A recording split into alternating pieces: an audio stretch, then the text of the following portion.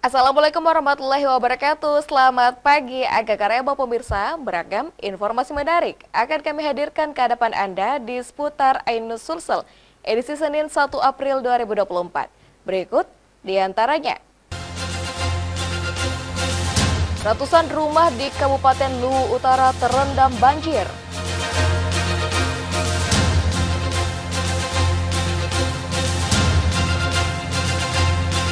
Sepasang kekasih nekat mencuri sebuah ponsel.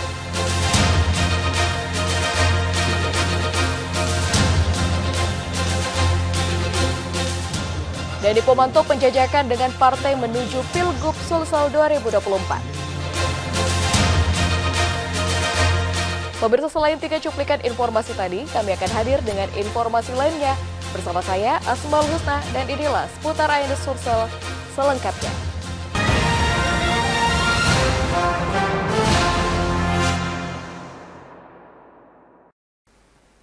Baik pemirsa, kita awali informasi hari ini dengan informasi ratusan rumah di Kabupaten Luwu Utara terendam banjir. Banjir terjadi akibat jebolnya tanggul Sungai Rongkong yang meluap ke pemukiman penduduk. Seperti inilah kondisi pemukiman warga di Desa Lembang-Lembang, Kecamatan Baibunta Selatan, Kabupaten Luwu Utara yang terkepung banjir akibat meluapnya tanggul Sungai Rongkong. Ketinggian air yang mencapai 1 meter membuat puluhan kepala keluarga terpaksa mengungsi ke tempat yang lebih aman. Banjir akibat luapan Sungai Rongkong ini merendam sedikitnya 150 rumah di desa tersebut. Selain merendam pemukiman padat penduduk, banjir juga telah memutuskan akses jalan antar desa sehingga menyebabkan ratusan jiwa terisolir.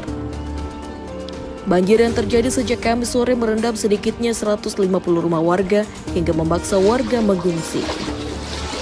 Kondisi banjir saat sekarang di Desa Lembang-Lembang, ketinggian air ini dari 50 cm hingga ke 150 cm saat sekarang ini. Banjir besar ini dari hari Kamis kemarin tanggal 28 hingga tanggal 29 ini dengan kondisi ketinggian air ini sementara naik ini. Dan kita belum tahu ke depan, mudah-mudahan tidak ada lagi tambahan ini karena sangat memprihatinkan sekali kondisi di Dusun Balakajang, Desa Lembang-Lembang saat sekarang. Selain merendam pemukiman dan memutus akses jalan, banjir juga merendam ratusan hektar lahan perkebunan sehingga terancam gagal panen. Dari Kabupaten Luwu Utara, Nasruddin Rubak, Ainus melaporkan.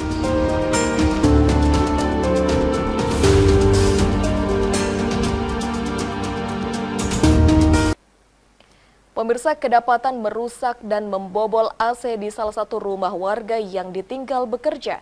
4 orang remaja di bawah umur di Kabupaten Goa ditangkap dan langsung menjadi tontonan warga. Dari tangan keempat remaja tersebut, warga mengamankan sejumlah potongan pipa tembaga dari AC yang dirusak sebagai barang bukti.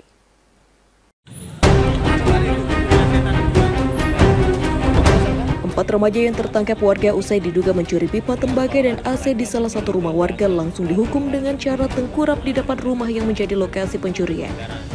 Di Kompleks Anggrek, Kelurahan Tombolo, Kecamatan Sumba Opu, Kabupaten Goa. Keempat remaja terduga pelaku pencurian ini pun sontak menjadi tontonan warga. Selain menangkap keempat pelaku, warga juga mengamankan potongan pipa tembaga AC yang diduga berhasil dicuri pelaku sebagai barang bukti. Diduga keempat pelaku sudah sering beraksi di lokasi yang sama, namun baru kali ini berhasil ditangkap oleh warga. Aparat Polsek Sumba Opu yang tiba di lokasi langsung mengamankan keempat remaja yang menjadi tontonan warga dan membawanya ke kantor polisi untuk dimintai keterangan. Menurut petugas security Kompleks Anggrek, pelaku beraksi saat kondisi dalam kompleks sedang sepi. Hasilnya tidak jatuh, Cuma copot nih. copot dari apa itu? Copot dari Temboknya. stangnya. Apa diambil itu anak-anak Pak? Besi AC-nya kan? Tembaganya. Besi AC yang kemarin itu. Keempat remaja bersama barang bukti pipa tembaga AC kini diamankan di Mapolsek Sumba Opu, Kabupaten Goa, Sulawesi Selatan. Polisi pun hingga kini masih menunggu pihak korban untuk melaporkan aksi pencurian ini. Dari Kabupaten Goa, Bukma Ainus, MNC Media melaporkan.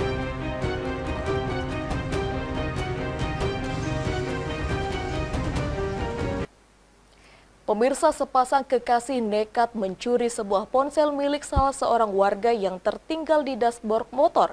saat tengah terparkir di depan toko pedagang buah di Kota Makassar. Terekam kamera CCTV. Aksi pencurian ini berlangsung cepat, hanya hitungan detik di saat korbannya sibuk berbelanja buah. Dari rekaman CCTV terlihat sepasang kekasih ini datang dengan menggunakan sepeda motor singa di pinggir jalan Insinyur Sutami, Makassar. Aksi pencurian ini dilakukan saat sepasang kekasih ini melihat ponsel milik seorang warga yang tertinggal di dashboard motor.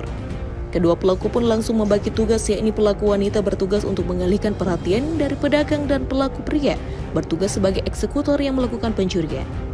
Setelah sejumlah pembeli lainnya telah pergi, pelaku pria pun sebelumnya memantau lokasi, kemudian langsung mengambil ponsel yang tersimpan di dashboard motor saat pemiliknya sibuk berbelanja buah. Sementara pelaku wanita yang awalnya berpura-pura untuk berbelanja lalu dikode oleh kekasihnya untuk pergi meninggalkan lokasi dengan membawa ponsel hasil curiannya.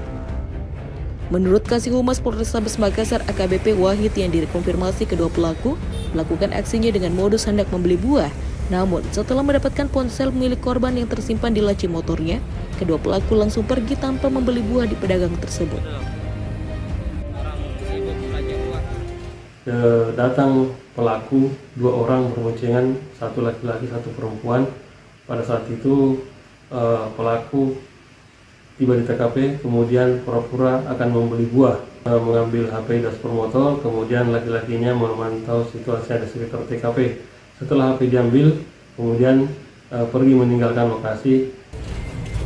Meski pemilik ponsel belum melaporkan kejadian ini ke pihak berwajib, namun rekaman CCTV aksi pencurian yang dilakukan oleh sepasang kekasih ini pun viral di media sosial. Pihak kepolisian juga masih melakukan penyelidikan dan identifikasi terhadap kedua pelaku. Polisi juga telah memonitor aksi kedua pelaku dari rekaman video CCTV yang beredar. Dari Makassar, Wahyu Ruslan, iNews melaporkan.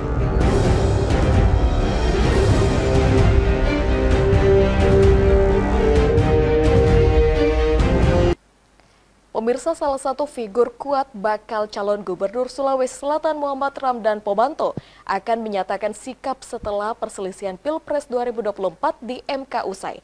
Orang nomor 1 di Kota Makassar tersebut telah melakukan penjajakan dengan sejumlah tokoh dan petinggi partai politik serta menyiapkan 2 lembaga survei untuk menentukan langkah politiknya. Muhammad Ramdan Pomanto yang saat ini menjadi orang nomor 1 di Kota Makassar menjadi salah satu figur kuat menjadi bakal calon gubernur Sulawesi Selatan 2024. Dengan segudang inovasi yang berbuah prestasi, Dhani memiliki rekam jejak yang menjadikan Kota Makassar menjadi kota yang tangguh dengan pertumbuhan ekonomi di atas nasional. Kendati demikian, Dhani akan menyatakan sikap politiknya setelah perselisihan atau sengketa Pilpres 2024 di Mahkamah Konstitusi. Ini kan masih ada residu pileg dan pilpres, ditandai dengan di MK. Kalau sudah residu ini sudah hilang, nah baru kami akan menentukan sikap. Kira-kira begitu. Kalau komunikasi dengan Vigoland sudah partai juga, hampir semua partai juga baku WA, komunikasi batas WA, beberapa sudah ketemu, tapi kan namanya karena penjajakan, jadi memang lebih sifatnya lebih silent. Awal ini kan sudah ada beberapa survei yang bukan calon, kita masih juga di 5 besar. Ya, jangan cuma 10 besar, saya selalu jadi saya syukur sekali. Pengalaman politik saya itu dulu dari 0,2 tidak masuk 10 besar, tapi alhamdulillah waktu wali kota ya. Nah, di gubernur ini kan pasti tidak seperti wali kota karena dia lebih besar, orang-orang juga yang akan maju pasti orang-orang yang punya kekuatan besar. Nah, sehingga kita harus mengkalkulasi secara baik, termasuk salah satunya survei. Salah satu modal komunikasi dengan partai itu adalah survei.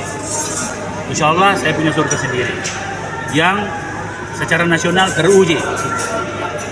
Lebaran mulai survei, 2 survei sekaligus bisa. Saya berharap didukung partai. Sama seperti dulu kan. Parpol itu adalah pemilik infrastruktur demokrasi. Jadi lewat parpol itu jauh lebih baik daripada independen. Dari Makassar, Tim Liputan iNews melaporkan.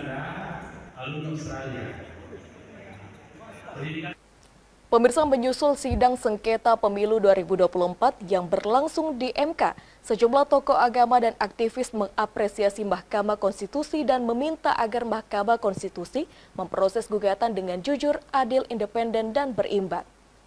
Peristiwa yang terjadi pada masa Pilpres pemilu kemarin. Pasca KPU menetapkan pasangan nomor urut 2 Prabowo Subianto Gibran Rakabuming Raka menjadi pemenang Pilpres 2024, kini berlanjut pada sidang sengketa perselisihan hasil pemilihan umum di Mahkamah Konstitusi.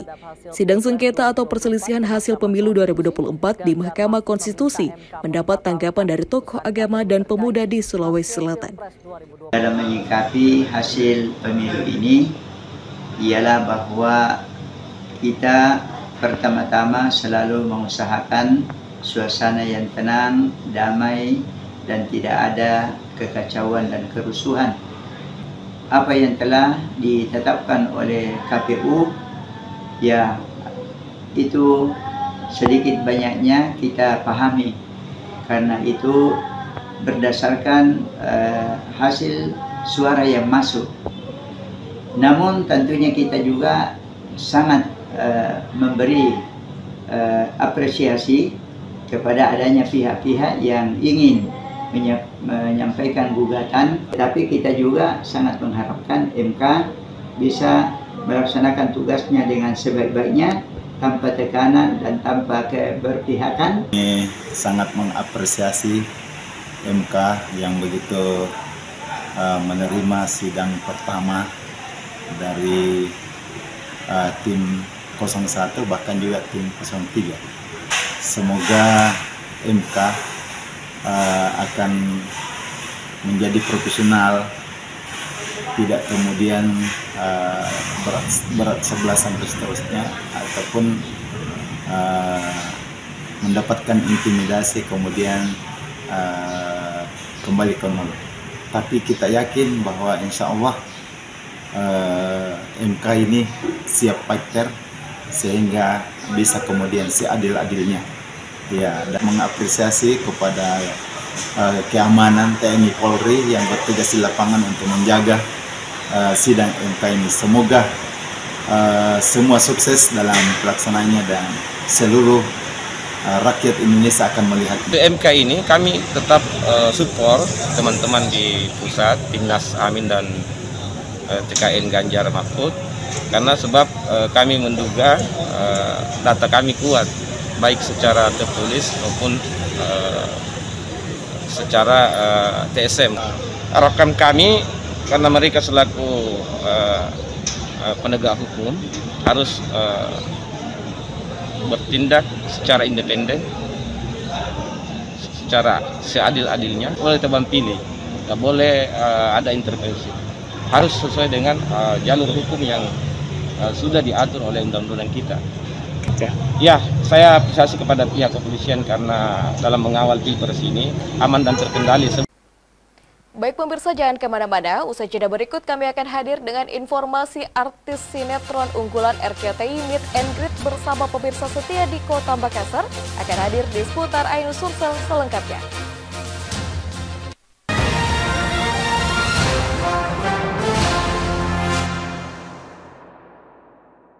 Dan cobalah, mari kita semua saling menyayangi dan saling berbagi, dan bersama untuk hadapi bencana, kelak sambut pagi dan cerah mentari.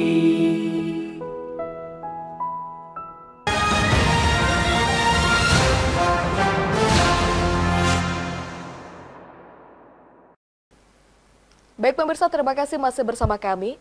Since, 30 tahun warga Dusun Sepon, Desa Malimongan, Kecamatan Seko, Kabupaten Luwu Utara ditandu sejauh 18 km menuju rumah sakit untuk mendapat perawatan seusai melahirkan. Selain jarak yang cukup jauh, akses jalan yang dilalui sangat buruk dan ekstrim.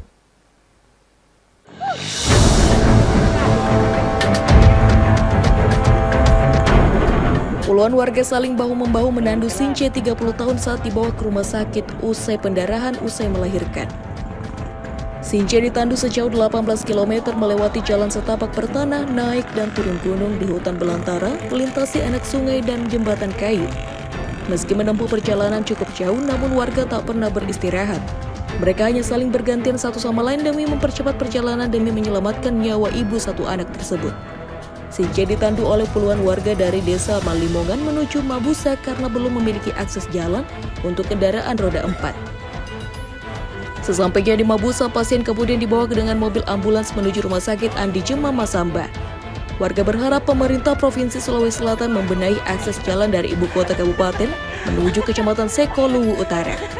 Meski akses jalan ini merupakan jalur Trans Sulawesi yang menggabungkan antara Provinsi Sulawesi, namun kurangnya perhatian dan penanganan membuat jalur tersebut sangat buruk hingga tidak bisa dilalui kendaraan roda 4. Tandu itu kami lalui hutan, mendaki itu jalanan itu kayak ya dipaksa dilewati karena memang tidak bisa dilewati seandainya tidak ada ini kepentingan. Kalau ada sungai juga? Ada sungai nggak? Ada sungai tapi kecil. Jadi itu yang menjadi di jalanan itu lumpur yang bikin lambat orang juga. Setebal apa lumpurnya, Pak? Sampai di ada yang dalam, ada sampai yang di lutut. Saat ini Since tengah mendapat perawatan medis di Rumah Sakit Andi Jema Masamba. Kondisinya pun kini mulai membaik. Dari Kabupaten Luwu Utara, Nazarudin Rubek, iNews melaporkan.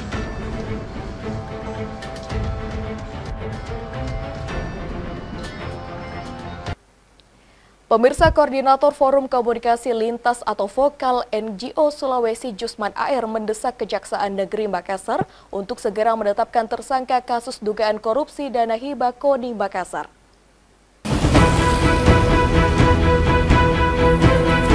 Kejaksaan Negeri Kejari Makassar terus melanjutkan pemeriksaan para saksi kasus dugaan korupsi berupaya penyimpangan pengelolaan dana hibah untuk Komite Olahraga Nasional atau KONI Makassar periode 2022-2023. Dalam kasus ini diketahui sudah ada 7 orang saksi yang telah diperiksa oleh penyidik Kejari Makassar.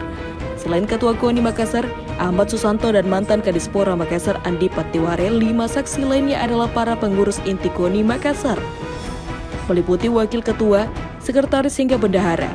Pihaknya juga tidak menutup kemungkinan memeriksa pengurus cabang olahraga. Sebelumnya Ketua KONI Makassar Ahmad Susanto mengatakan pemeriksaan dirinya hanya sebatas klarifikasi. Sebagaimana diketahui, dalam 2 tahun terakhir yakni 2022-2023, Dispora Makassar menggelontorkan anggaran kepada KONI Makassar kurang lebih 65 miliar rupiah. Dengan rincian tahun 2022, KONI Makassar diketahui mendapat anggaran hibah kurang lebih 31 miliar rupiah. Terdiri dari 20 miliar anggaran pokok dan 11 miliar anggaran perubahan. Sedangkan tambahan pada 2023 sekitar 35 miliar rupiah. Yang pasti tindakan hukum atau upaya full bucket atau penyelidikan dilakukan oleh Kejaksaan Negeri berkaitan dugaan penyalahgunaan dana hibah KONI Makassar ya patut kita apresiasi untuk semua pihak, khususnya bagi kami ya anti korupsi. Saya kira memang kasus itu penggunaan dana hibah itu memang sangat berisiko dalam arti adalah memang karena di dalamnya tersirat atau diketahui kurang transparan di dalam pengelolanya itu. Kemudian kedua, ada banyak dugaan-dugaan yang tidak sesuai dengan sebenarnya peruntukannya, begitupun dengan nominalnya.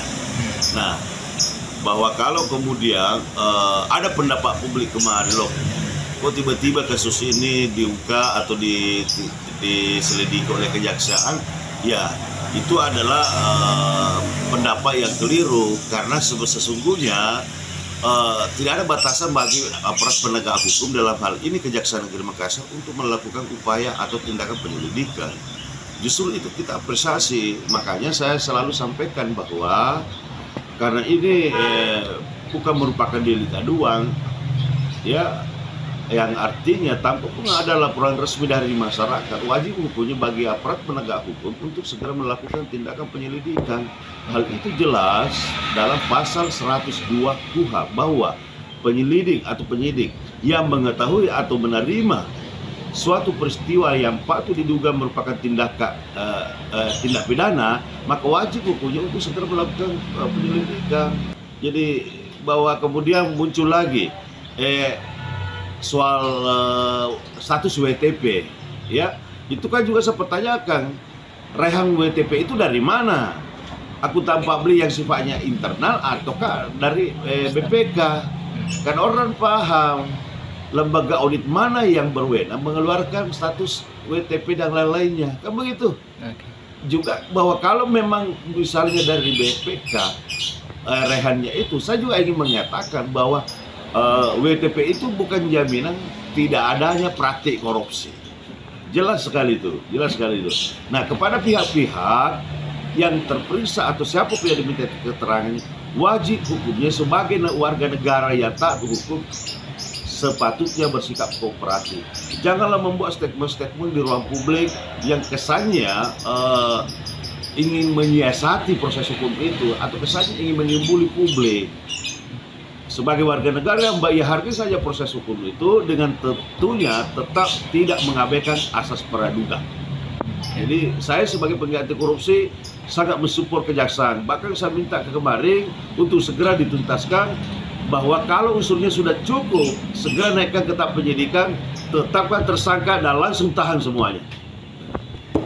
Karena sudah masuk ranah hukum atau ditangani oleh Kejaksaan Negeri, bahwa sekecil apapun atau sebesar bagaimanapun data yang kami pegang, tentu ada kode etiknya, kita tidak bisa bicara lagi itu karena sudah masuk ranah hukum. Tapi pastinya adalah berkaitan kasus itu, dugaan penyalahgunaan dana hibah itu dengan tidak bermasuk mendahului proses hukum, apalagi merasa lebih pintar dari penyidiknya, rasanya ngeri-ngeri lah, gitu, kan begitu. Jadi intinya kita serahkanlah ke aparat penegak hukum, kepada Pak Ibu Kajari juga saya sudah sampaikan, kami support. Pemirsa, Wali Kota Makassar Muhammad Ramdan Pomanto menghadiri peringatan Malam Nuzulul Quran di Masjid 99 Kuba Asmaul Husna. Kegiatan tersebut baru pertama kali digelar sejak Masjid Kuba dibangun dan diresmikan awal tahun 2022 silam.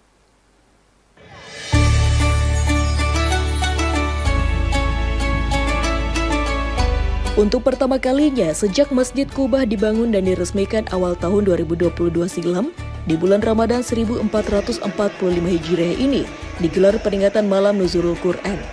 Wali Kota Makassar Muhammad Ramdan Pomanto memberikan apresiasi kepada Dewan Kemakmuran Masjid Kuba yang baru dilantik oleh pejabat Gubernur Sulawesi Selatan Bahtiar Baharudin dan bergerak cepat melaksanakan kegiatan untuk memakmurkan masjid. Masjid Kuba, masjid lain biasa, tapi untuk Masjid Kuba luar biasa. Dan ini adalah insya Allah menjadi amal jariah dari Pak Gubernur, membuka masjid ini untuk sholat untuk semua orang. Dan alhamdulillah dengan kepengurusan yang baru yang terdiri atas alim ulama dari organisasi Islam, baik Muhammadiyah, NU dan organisasi lain, memberikan sebuah peran begitu strategis dari Masjid Kuba 99 Asmaul Husna sebagai masjid yang nomor satu, masjid urban yang bisa disinggahi semua orang, dan masjid yang sangat indah.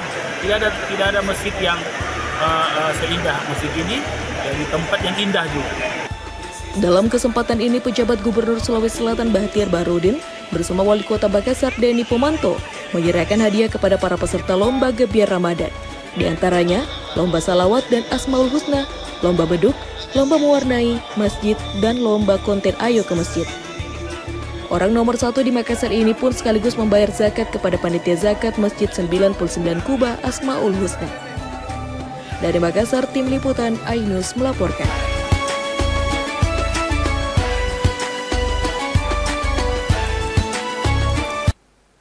Pemirsa, pemerintah Kota Makassar melalui Dinas Perikanan dan Pertanian menggelar pasar tani dalam upaya pemerintah kota dalam memfasilitasi para kelompok tani, kelompok wanita tani, pelaku usaha dalam mempromosikan dan menjual produk pertanian, perikanan, dan peternakan mereka.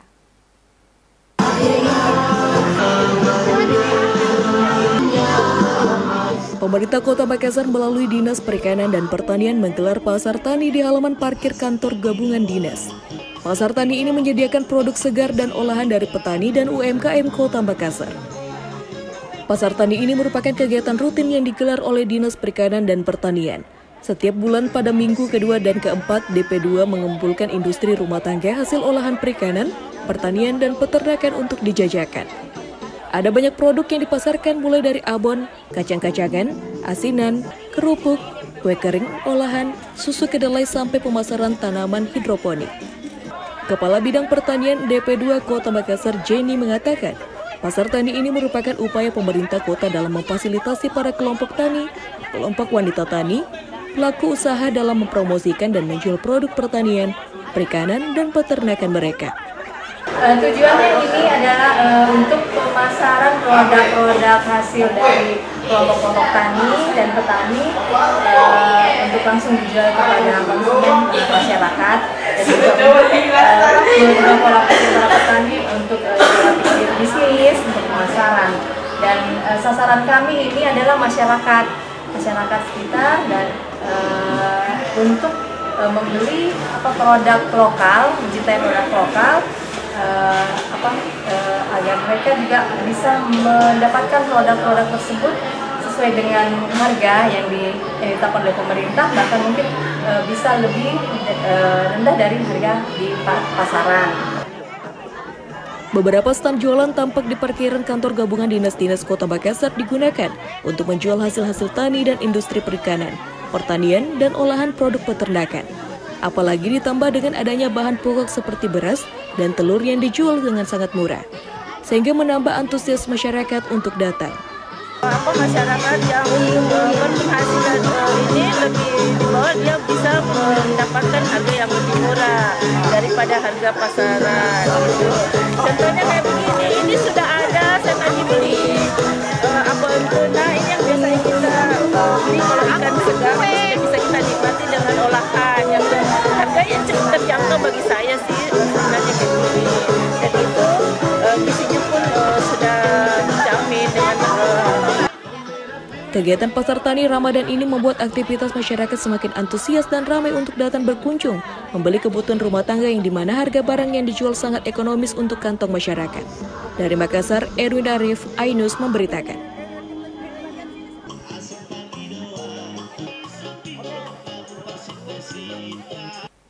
Pemirsa, RCTI menggelar meet and greet bersama pemirsa setia di Kota Makassar, Sulawesi Selatan. Spesial kali ini dihadiri sejumlah pemain sinetron andalan RCTI serta dihibur finalis Top 3 X Factor Indonesia 2024. Ajang ini pun dimanfaatkan penggemar untuk ngabuburit bersama artis idolanya.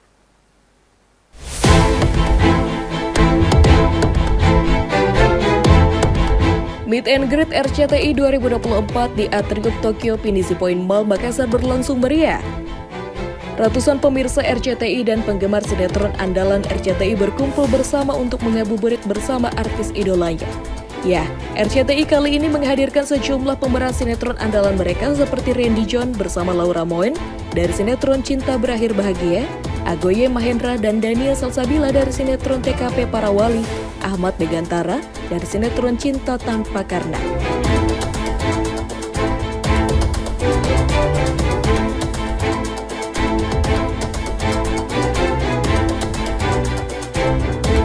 Luapan kegembiraan pun terlihat begitu antusias dari para fans yang hadir.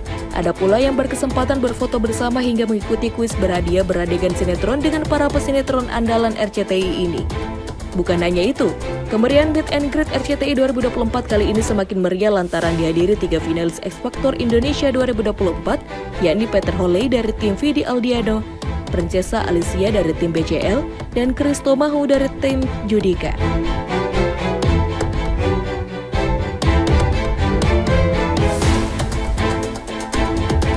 Sejumlah pesinetron andalan RCTI ini pun sedang melihat antusias para penggemar di Kota Makassar.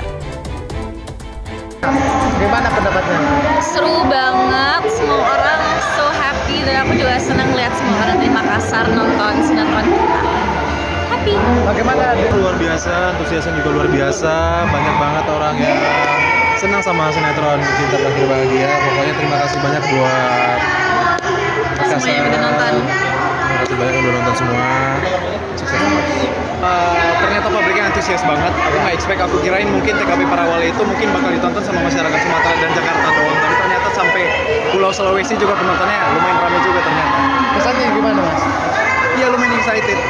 Penontonnya excited Ya senang banget karena mereka juga senang. Jadi kita lihatnya ikut senang gitu. Iya, jadi kita juga ikutan excited karena excitedan mereka juga. Kali pertama. Nanti sih kita bakal coba sih. Masih puasa soalnya. Nanti pas habis buka kayaknya aku mau sikat semua makanan Makassar. Kita mau kuliner. Apa tadi?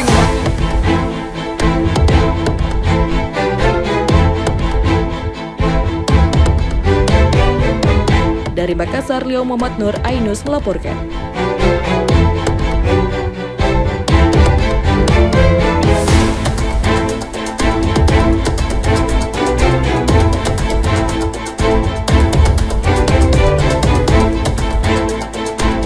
Baik pemirsa, informasi tadi menutup perjumpaan kita pada hari ini di seputar Ainus Sulsel edisi Senin 1 April 2024. Saya Asmal Husna bersama dengan seluruh tim yang bertugas pamit undur diri. Selamat beraktivitas, salam kita pada salama. Wassalamualaikum warahmatullahi wabarakatuh.